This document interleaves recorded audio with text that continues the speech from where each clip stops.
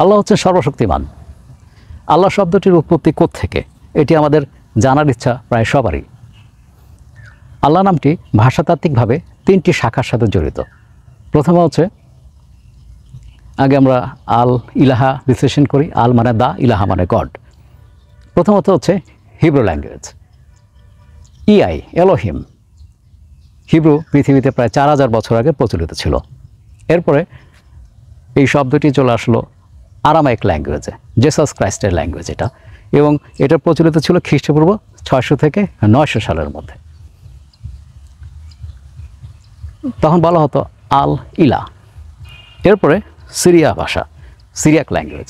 Syriac ল্যাঙ্গুয়েজে চলে আসলো আলাহা।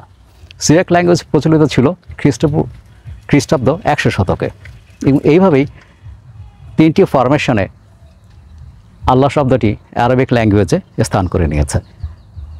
যে ভাষাই বলি না কেন, সর্বশক্তিমান তো একজনই। আর তথ্যসূত্র হচ্ছে গিয়ে উইকিপিডিয়া থেকে। ধন্যবাদ।